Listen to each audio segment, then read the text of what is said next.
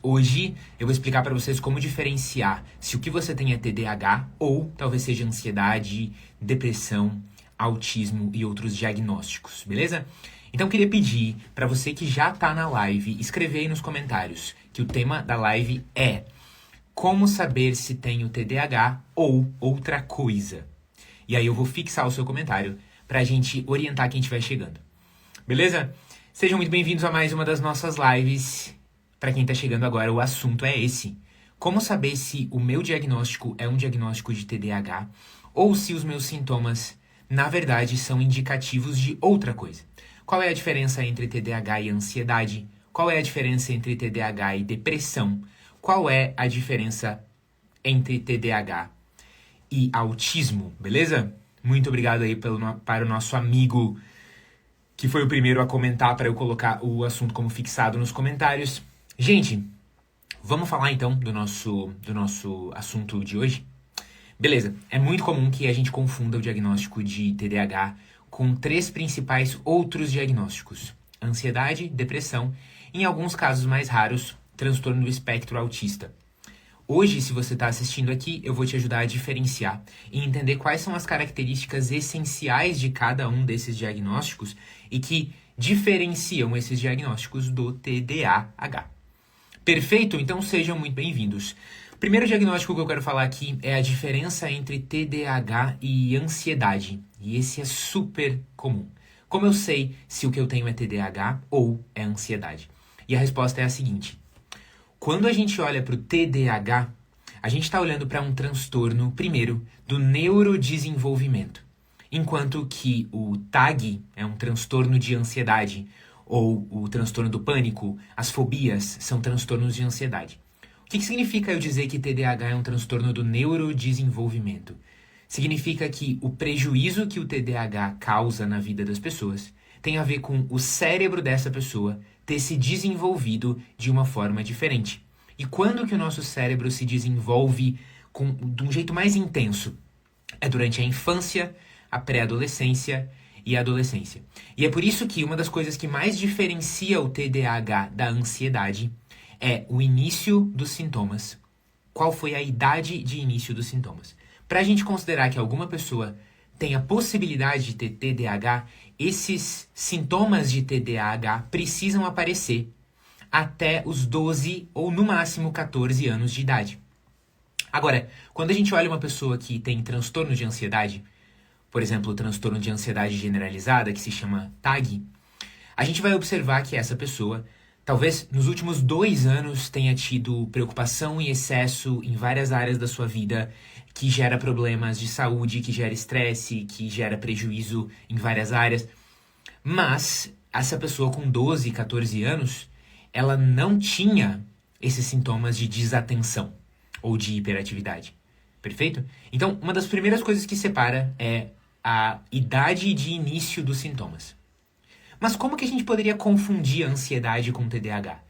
É porque quando a gente olha para os sintomas mais clássicos de TDAH, que são basicamente uma tendência a deixar tudo para depois, a procrastinação, uma facilidade de se distrair com as coisas e uma dificuldade de prestar atenção, especialmente numa tarefa que seja um pouquinho mais chata ou mais longa, essas coisas podem acontecer com você quando você tem ansiedade.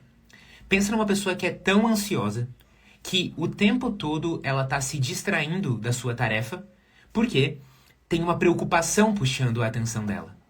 Ela tá ali tentando conversar com você, mas ela lembra que tem um prazo no trabalho que tá deixando ela ansiosa, que tem uma amiga dela que tá se afastando e ela pensa, meu Deus, por que ela tá se afastando? Você tem o mesmo sintoma que uma pessoa com TDAH, que tá sempre se distraindo e facilmente se distrai e não consegue sustentar a sua atenção numa tarefa, especialmente se for chata.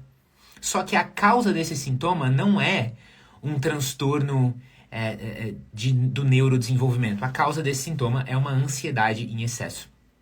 Muitas pessoas suspeitam do seu próprio TDAH, mas você vai observar como que tá a vida da pessoa nos últimos anos e ela se encaixa no quadro que a gente chama de estresse crônico ou ansiedade crônica.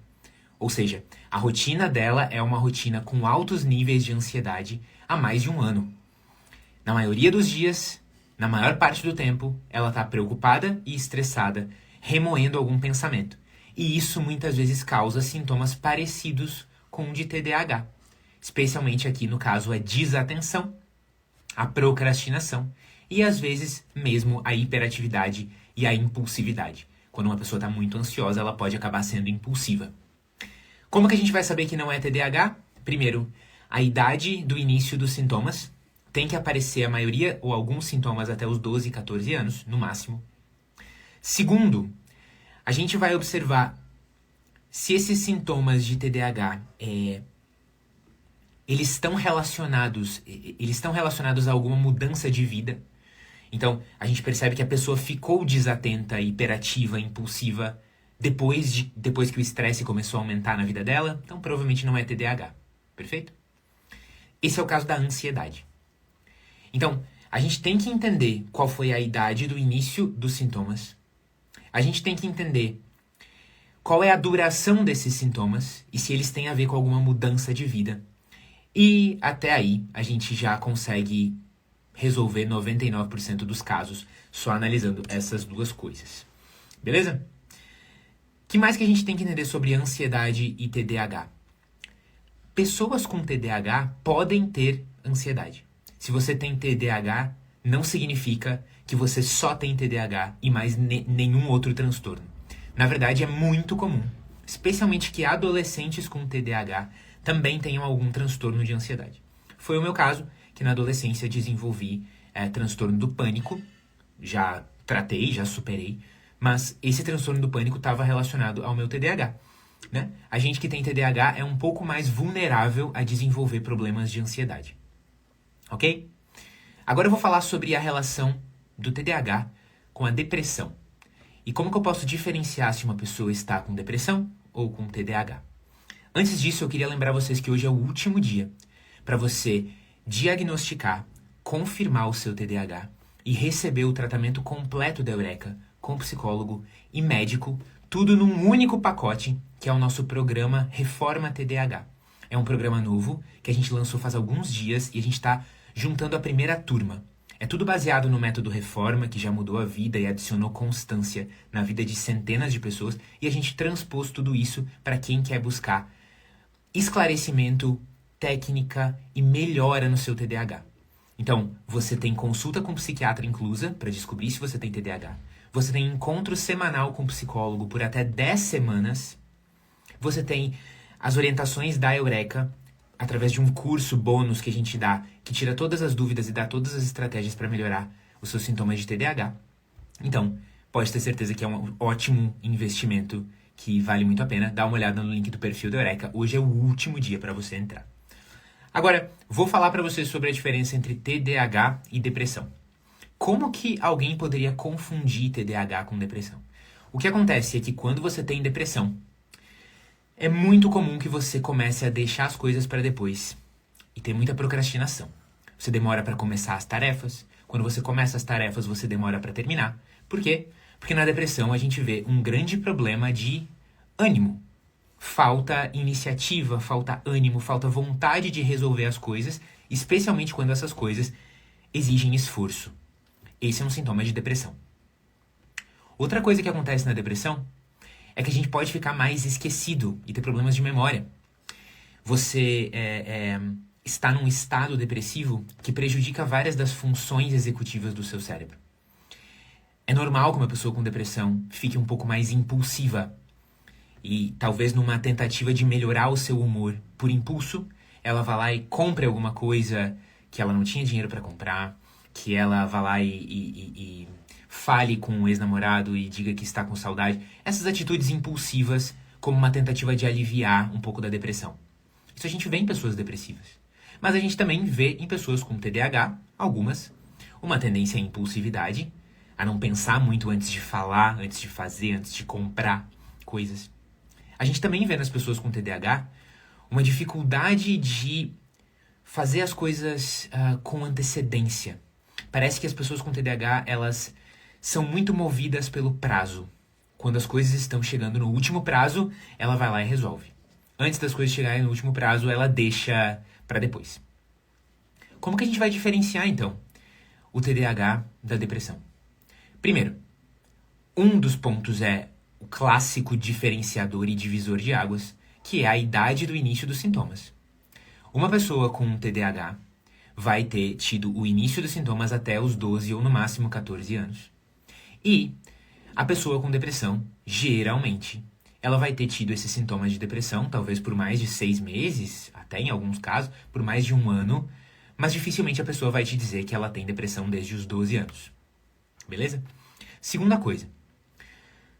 Uma pessoa com TDAH, por mais que ela tenha pouca energia para fazer tarefas, especialmente deveres, tarefas chatas, coisas que não empolgam muito, uma pessoa com depressão vai ter dificuldade até de fazer as coisas que ela gosta.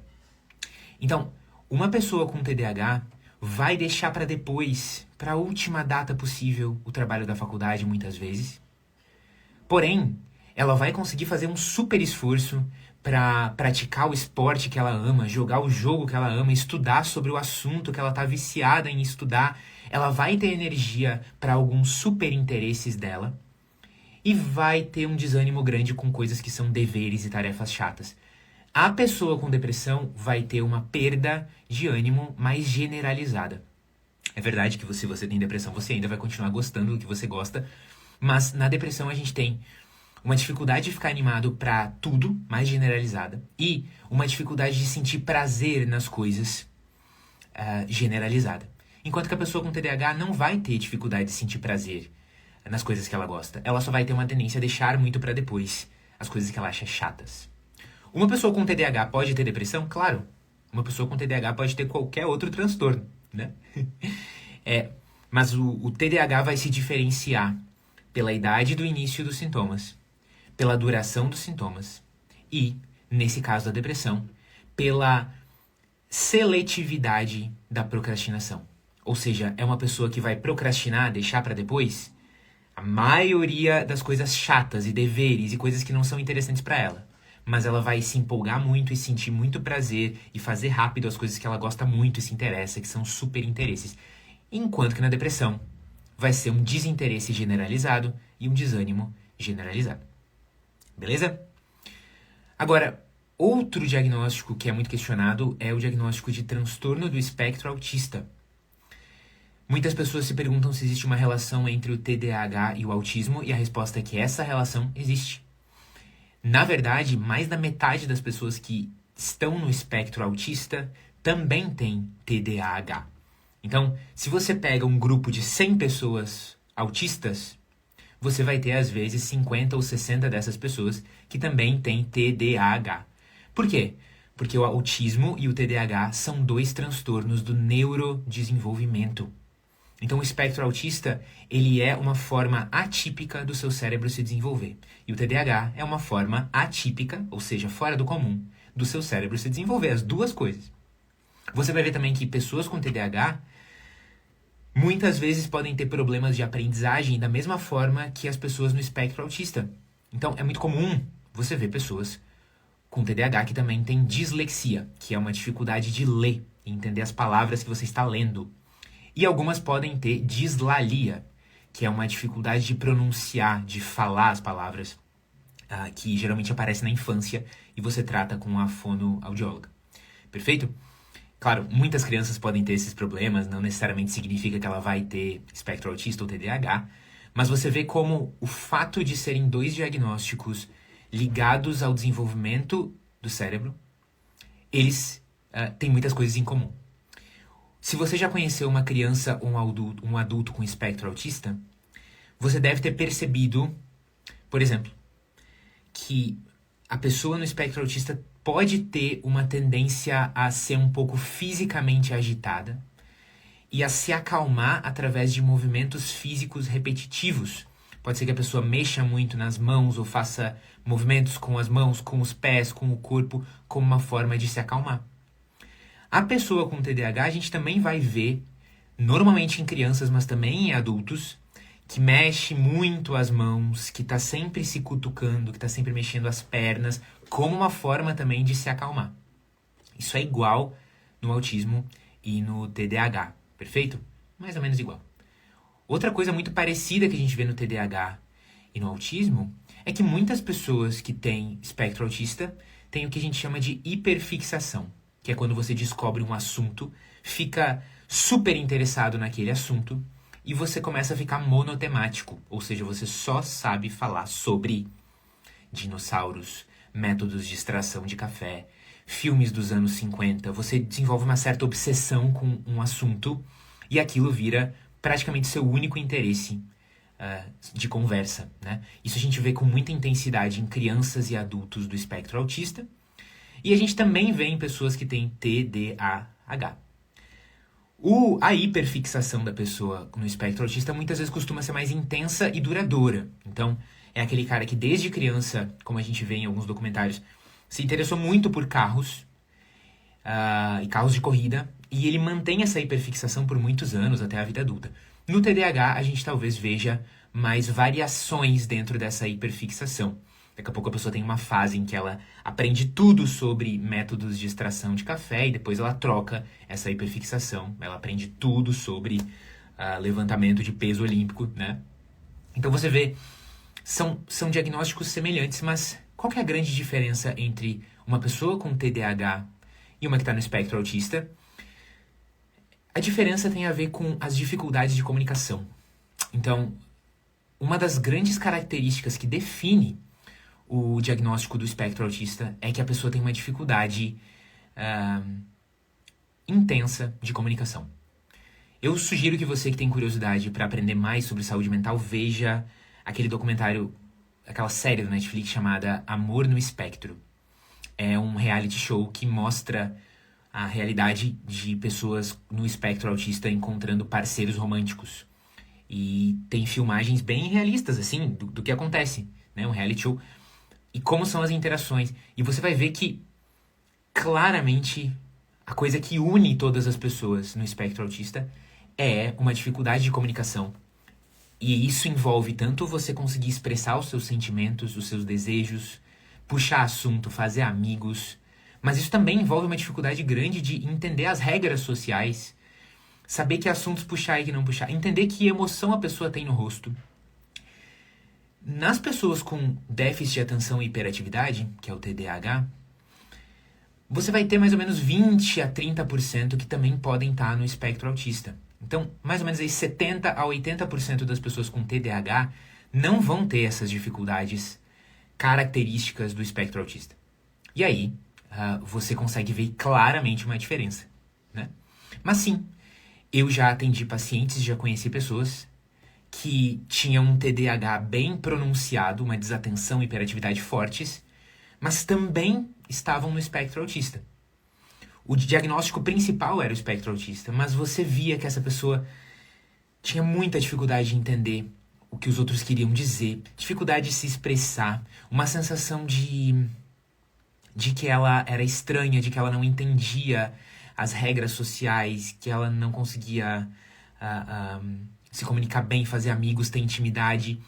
Você pode ver as duas coisas juntas, mas principalmente você vai ver, principalmente, essa dificuldade de comunicação que é muito mais forte na pessoa no espectro autista. Beleza? E eu sei que muitas pessoas podem estar perguntando aqui nos comentários sobre outros transtornos. Então vamos ver se tem algo que eu possa ajudar vocês. Eu sei que algumas pessoas perguntaram sobre TOC, transtorno obsessivo compulsivo. Existe uma relação entre TDAH e TOC? Sim. Pessoas com TDAH na adolescência têm uma chance muito maior do que as outras de terem problemas com tiques, certo? E tiques não são a mesma coisa que você ter um transtorno obsessivo compulsivo, né? Mas são movimentos repetitivos que às vezes têm a única função de acalmar um pensamento na sua cabeça, certo? Então, o que é o TOC? É o transtorno obsessivo compulsivo. Você começa a ter uma preocupação exagerada com alguma coisa que te dá ansiedade, deixando bem concreto, né? Você começa a ficar muito preocupado com contaminações, se a sua mão está limpa ou não. E para lidar com essa obsessão, com essa preocupação que te incomoda, você faz um comportamento repetido. Você lava suas mãos 10, 20, 30 vezes, fica meia hora no banheiro lavando as mãos. Ou você pode ter a preocupação de que o seu fogão não foi desligado e isso vai fazer a casa pegar fogo. Você verifica se o fogão foi desligado e aí você vê que ele foi desligado, mas por algum motivo você não consegue confiar que ele foi desligado e você verifica uma segunda, terceira, quarta. Você verifica 15 vezes se você desligou o fogão até sair de casa. E isso começa a gerar vários prejuízos na sua vida. A pessoa com TDAH tem uma chance maior de ter tiques, que na verdade não vão ter a ver com verificar nada, né? Mas vão ter a ver com repetir um movimento dos olhos ou na boca, enfim. E essa pessoa também vai ter uma chance maior de ter transtorno obsessivo compulsivo. Afinal, quando você tem TDAH, às vezes você esquece mais de fato de trancar a casa ou de desligar o fogão, ou você esquece, ou você, sei lá, não lava tanto as mãos, fica mais doente, e aí você começa a desenvolver uma obsessão em volta disso. E dependendo se aquilo começa a gerar realmente um prejuízo na sua vida, a ponto de você parar de fazer coisas, ou gastar muito tempo do seu dia repetindo esses rituais, obviamente aqui você tem um toque, né? Isso é toque. Agora, ter TDAH geralmente não vem com ter uma obsessão e ter compulsões, transtorno obsessivo compulsivo, tá? Inclusive, o principal sintoma de transtorno obsessivo compulsivo é muito claro. Você tem uma obsessão, que é esse pensamento, e você tem uma compulsão, que é uma coisa que você faz repetidamente para se livrar desse pensamento ruim. Perfeito? Isso não tem nada a ver com TDAH. Não é um sintoma de TDAH você fazer isso. Perfeito? Qual é a relação de TDAH, então, com outros transtornos, por exemplo, transtornos de personalidade? Transtorno de personalidade borderline, transtorno de personalidade histriônica, transtorno de personalidade obsessivo-compulsivo. No geral, não existe uma relação direta entre você ter TDAH e um desses transtornos de personalidade. Porém, se a gente olha para o transtorno borderline, por exemplo, você consegue ver que a pessoa no transtorno borderline tem uma impulsividade muito marcada, né? É um dos critérios básicos do borderline que ela seja uma pessoa mais impulsiva, toma decisões por impulso, comete erros por impulso. E também é uma coisa que a pessoa com TDAH tende a ter. No borderline, a gente vê também uma certa oscilação do apego. Quando a gente olha para uma pessoa no transtorno borderline, ela vai ter uma relação de amor e ódio, especialmente com um parceiro amoroso. Parece que ele é a grande salvação do mundo, a melhor pessoa que já existiu na Terra, num momento. E num outro momento, ele é literalmente a causa de todo o mal que já aconteceu na sua vida, a pessoa que traiu a sua confiança e que nunca mais, e que partiu o seu coração para sempre. A gente vê essa alternância entre o anjo e o demônio na relação amorosa da pessoa borderline. Isso não é comum em pessoas que têm transtorno de déficit de atenção e hiperatividade. Não é comum em quem tem TDAH. Então é algo bem fácil da gente separar, né? Outra coisa do transtorno borderline é que quando a gente vê uma pessoa borderline, ela tem uma questão muito forte com o medo do abandono e uma sensação muito negativa com a possibilidade de ser abandonada. E quando você imagina sendo abandonada, isso mexe contigo muito forte e faz você tomar atitudes extremas justamente pelo medo de ser abandonado ou abandonada, né? Fazer grandes declarações de amor quando o momento da relação não tinha nada a ver com declarações, vocês estavam recém começando, ou fazer uma grande surpresa na relação, ou uma coisa muito impulsiva para garantir que a pessoa está presa a você e não vai te abandonar. Isso não é uma coisa que a gente vê no transtorno de déficit de atenção e hiperatividade, tá? Então, assim, quais são os diagnósticos mais comuns da gente confundir com TDAH? É o transtorno de ansiedade generalizada, ou problemas de ansiedade. Afinal, a pessoa que está ansiosa, muitas vezes, não consegue prestar atenção no seu dia a dia, justamente porque ela está prestando atenção nas preocupações da cabeça dela que não param nunca. E a gente pode confundir depressão com TDAH. Afinal, quando a gente está deprimido, a gente perde o nosso ânimo generalizadamente, perde o nosso interesse, perde o nosso prazer. E de fato, isso pode parecer TDAH, porque quem tem TDAH tem uma tendência a deixar as coisas para depois. Beleza? Muito bem, gente. Ao longo dessa live aqui, eu acho que você aprendeu bem como diferenciar, pelo menos o básico, entre esses diagnósticos que são diagnósticos que podem ser confundidos uns com os outros. Mas e se você quer descobrir o seu diagnóstico? Como que você sabe se você tem ansiedade, depressão, TDAH ou tudo isso junto? Existem várias formas de fazer isso. Só que quando a gente fala de um diagnóstico de TDAH, o diagnóstico é só o começo. Porque imagina que eu olho pra você e digo, olha, você tem TDAH, está confirmado. O que você mudaria na sua vida? Olha, se você não fosse mudar nada de prático, nenhuma atitude nova, você saber o seu diagnóstico ou não ia ter pouco impacto. O diagnóstico é só o começo do processo de mudança. Ou seja, você recebe um diagnóstico, talvez você comece a tomar um medicamento para TDAH, se for necessário para o seu caso, que nem sempre é. Talvez você comece a olhar para sua rotina e pensar que você precisa colocar hábitos diferentes. Talvez, recebendo o diagnóstico de TDAH, você se dê conta de que você gostaria de ouvir histórias de outras pessoas que também têm TDAH e descobrir como que essas outras pessoas estão lidando com os seus problemas que são parecidos com o que você tem. Então, o diagnóstico é só o começo. Valeu, galera. Um beijão. Ótimo resto de dia para vocês. Tchau, tchau.